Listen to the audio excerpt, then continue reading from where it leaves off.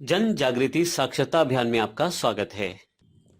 जैसे ही आप वर्डप्रेस के एडमिन पैनल में एंटर करते हैं तो आपके सामने कुछ इस तरह का डैशबोर्ड आपको देखने को मिलता है। ये एक एडमिन इंटरफेस है जो कि पूरी वेबसाइट के कंट्रोल्स को अपने हाथ में रखता है और अपने वेबसाइट के कंटेंट्स को मैनेज करने की एबिलिटी रखता है। ये पूरा कंटेंट एडमिनिस्ट्रेटर इंटरफेस के तौर पर हम इसे प्रेजेंट करते हैं, इसे बताते हैं।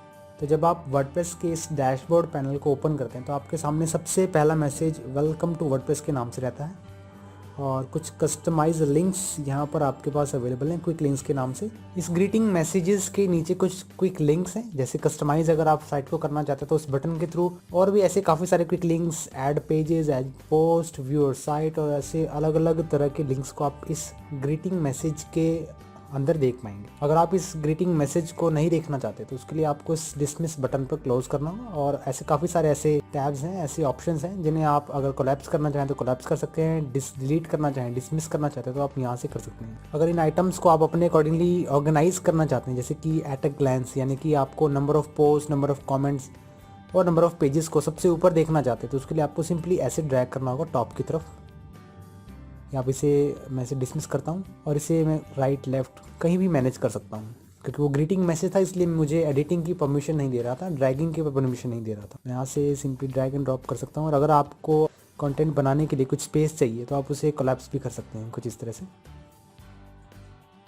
और यहाँ पर टॉप पर आप देख रहे हैं कि स्क्रीन ऑप्शंस नाम से एक टैब मेरे पास अवेलेबल है। अगर मैं इसे क्लिक करता हूँ तो मैं स्क्रीन पर जो जो देखना चाहता हूँ उस पर चेक मार्क कर सकता हूँ। अगर मैं एट ए ग्लैंस के इस बॉक्स को नहीं देखना चाहता तो मुझे इसे अनचेक कर देना है और ग्रीटिंग मैसेज को देखने के लिए वेलकम के इस चेक मार्क को ऑन कर देना है। तो कुछ इस तरह से आप अपनी वर्डप्रेस वेबसाइट को, होम एडमिन सेक्शन को मैनेज कर पाएंगे, चेंज कर पाएंगे। मैं इनमें से सभी को विजिबल कर देता हूँ। विजिबल करने के बाद स्क्रीन ऑप्शंस को जब मैं ऑफ करता हूँ तो इसके बिल्कुल राइट साइड में मेरे पास एक हेल्प का टैब भी अवेलेबल है। इस हेल्प टैब के अंदर मैं वर्डप्रेस रिलेटेड डॉक्यूमेंटेशंस, उसकी support related options, navigation related, layout related सभी डिटेल्स को बारी बारी से चेकआउट कर सकता हूँ, ताकि अगर मैं एक लाइन में उसकी डिस्क्रिप्शन जानना चाहूँ तो यहीं से मैं जान लूँ।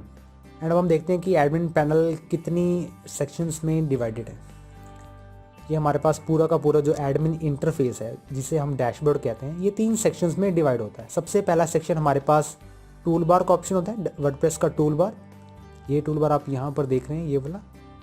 दूसरा सेक्शन है एडमिन मेन्यू, जहाँ से हम अपनी सभी मेन्यूज़ को देख सकते हैं। और तीसरा सेक्शन है मेरे पास एडमिन एरिया, जहाँ से मैं अपने कंटेंट को कस्टमाइज़ कर सकता हूँ विद क्विक लिंक्स एंड ऐसे काफ़ी सारे ऑप्शंस हैं। कोई भी अगर आप नया प्लगइन इंस्टॉल करते हैं तो उस नए प्लगइन रिलेटेड वेलकम टेक्स्ट या कुछ क्विक लिंक्स यहाँ पर हमें देखने को मिलते हैं। ऐसे डिसमिस करता हूँ, ओपन कर देता हूँ इसे मैं। इन तीनों सेक्शंस को हम बारी बारी से समझने वाले हैं और शुरुआत करते हैं एडमिन मेन्यू के इस सेक्शन से। एडमिन मेन्यू भी 3 सेक्शंस में डिवाइड होता है। सबसे पहला डैशबोर्ड सेक्शन, दूसरा कंटेंट सेक्शन एंड तीसरा साइट एडमिनिस्ट्रेटर सेक्शन।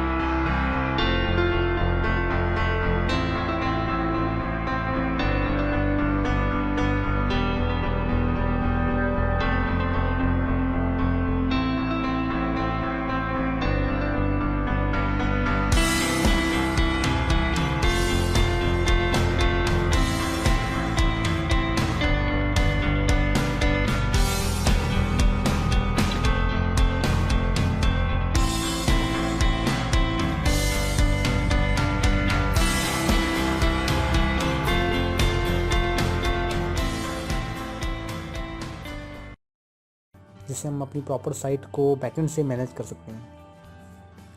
पहले सेक्शन में मैं डैशबोर्ड, यानी कि जितने भी मेरे अपडेट्स रहेंगे वेबसाइट रिलेटेड, होम टैब पे अगर मैं क्लिक करता हूँ, होम ऑप्शन पे क्लिक करता हूँ तो मैं इसी लिंक पर वापस पहुँचता हूँ, यानी कि ये मेरे पास होम पेज ओपन है। दूसरा सेक्शन मेरे पास अपडेट्स का, यानी कि मेरे पास आप यहाँ पर 3 एक नंबर भी देख रहे हैं, नंबरिंग देख रहे हैं कि मेरे पास डैशबोर्ड के 3 अपडेट्स पेंडिंग हैं। 3 अपडेट्स को आप यहाँ पर स्क्रीन पर देख पाएंगे।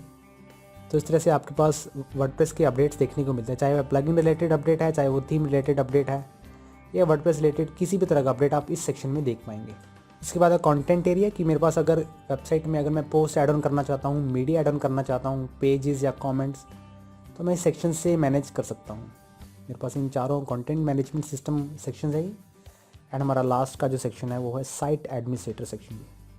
इस सेक्शन से मैं अपनी वेबसाइट की सेटिंग्स को एक्सेस कर पाऊँगा, फिर चाहे वो post related, pages related, backend में प्लगइन्स रिलेटेड या थीम रिलेटेड सेटिंग्स हो।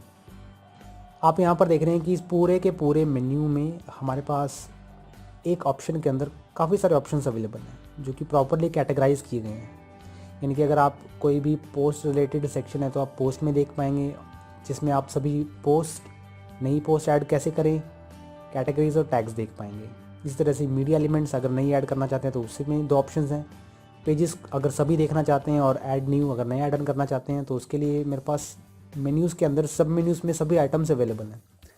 अगर आप वर्डप्रेस में काम कर रहे हैं और आपको इस इंटरफेस में कुछ स्पेस की रिक्वायरमेंट है, अपना स्पेस बढ़ाना चाहते हैं, तो उसके लिए आपको कोलैप्स मेन्यू पर क्लिक करना है और आपका स्पेस कुछ इस तरह से इंक्रीज़ हो जाएगा। स्पेस को और भी ज़्यादा इंक्रीज़ करने के लिए आप किसी भी ब्राउज़र में अगर वर्क कर रहे हैं तो आप अपनी कीबोर्ड पर F11 की प्रेस करें, तो आप बॉटम से और टॉप से जो टैब्स हैं उन्हें नहीं देख पाएंगे। और इस पूरी की पूरी विंडो को एग्जिट करने के लिए इस क्रॉस बटन पर क्लिक करें। तो ये थे मेरे पास कुछ सेक्शंस, मैं इसे वापस ओपन करता हूँ। कुछ सेक्शंस जो कि ये डिफाइन करते हैं कि एडमिनिस्ट्रेटर कितने पार्ट्स में डिवाइडेड है। और फ्यूचर के लेक्चर्स में हम ये देखने वाले हैं कि हम किस तरह से वर्डप्रेस को और उसके सेक्शंस को डीपली डिटेल में जान पाते हैं।